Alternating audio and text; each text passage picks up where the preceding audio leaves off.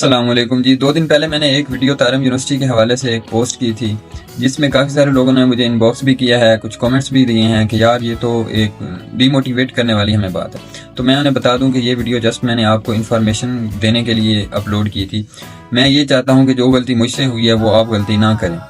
کیونکہ میرے پاس اور 1-2 اپرچونیٹیز تھیں جو کہ میں چھوڑ کے یہاں آیا ہوں۔ تو مجھے لگتا ہے کہ یہاں آنے کے بعد مجھے ریئلائز ہوا کہ کاش مجھے کوئی یہ چیزیں بتانے والا ہوتا تو یہ غلطی میں نہ کرتا۔ تو میں یہ کوشش کر رہا ہوں کہ جو لوگ پاکستان سے چائنا میں جنہوں نے اپلائی کیا ہے 102 یونیورسٹیز میں، انہوں نے طارم میں بھی اپلائی کیا، کسی اور مین لینڈ یونیورسٹی میں بھی اپلائی کیا، تو ان کا مین لینڈ میں اگر ایڈمیشن ہو جاتا ہے، خواہ ان کا میجر بھی چینج ہوتا ہے یا ان کا سٹائپنڈ وہاں تھوڑا سا کم ہوتا ہے، تو میں انہیں یہ سجیسٹ کروں گا کہ آپ وہ یونیورسٹی چوز کریں۔ میرا بتانے کا مقصد بھی یہ تھا، اور اس میں نے صرف یہ بات کی ہے، میں نے آپ سے ہرگز یہ نہیں کہا کہ آپ کے پاس طارم یونیورسٹی کا ایڈمیشن نوٹس آ گیا ہے، آپ نے انٹرویو پاس کر لیا ہے اور آپ کے پاس کوئی اور اپرچونٹی نہیں ہے تو آپ یہاں بھی نہ ہیں۔ میں نے آپ سے یہ کہا تھا کہ اگر آپ کے پاس کوئی اپرچونٹیز ہیں طارم یونیورسٹی کے علاوہ تو آپ بہتر ہے کہ وہاں پہ جوائن کریں۔ اب مجھے یہ چیزیں بتانے والا اس ٹائم کوئی نہیں تھا، کیونکہ ایک تو انٹرنیشنل بہت کم لوگ تھے، 5 سے 7 لوگ تھے، اس میں 4-5 پاکستانی تھے، تو وہ کتنا ہی کوشش کرتے یا کیا ہے، تو پبلکلی ابھی بھی یہ چیزیں کوئی نہیں بتا۔ یہاں آنے کے بعد جو ہے جب انٹرنیشنل آفس آپ کو ان چیزوں پہ پریشرائز کرے گا تو کچھ لوگ بہت پریشان ہوتے ہیں،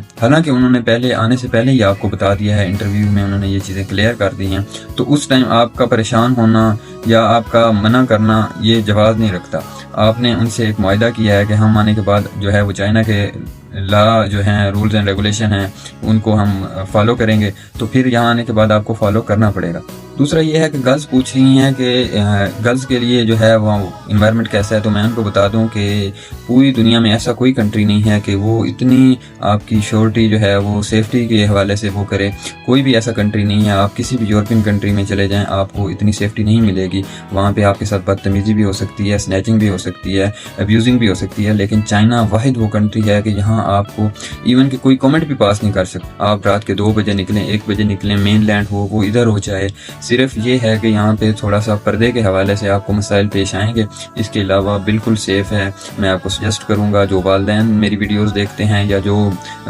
لڑکے دیکھتے ہیں، اگر آپ نے اپنی تعلیم جو ہے وہ اگر آپ چاہتے ہیں کہ ہماری بہن بیٹی وہ کسی کنٹری میں جا کے باہر ایجوکیشن لے، تو چائنا آپ کے لیے موسٹ جو ہے وہ سیف کنٹری ہے ہر حوالے سے۔ تو یہ چیزیں ہیں جو میں نے ایکسپیرینس کیا ہے، میں چاہتا ہوں کہ آپ یہ چیزیں اپنے ذہن میں رکھیں۔ اس کے علاوہ میرا اور کوئی مقصد نہیں ہے کہ میں آپ کو ڈی موٹیویٹ کروں یا آپ کو یہ بتاؤں کہ یہاں نہ آئیں۔ میں نے صرف یہ بتایا ہے کہ اگر یہ چیزیں آپ اس طرح کریں گے تو آپ کے لیے فائدہ مند ہو سکتی ہیں۔ مزید یہ ہے کہ انٹرویوز کی سیریز ابھی جاری ہے، آپ کو کسی قسم کے انٹرویو کی حوالے سے کوئی بھی انفارمیشن چاہیے ہو تو آپ کنٹیکٹ کر سکتے ہیں۔ گڈ لک، اور کسی کا بھی کوئی کوسچن ہو تو آپ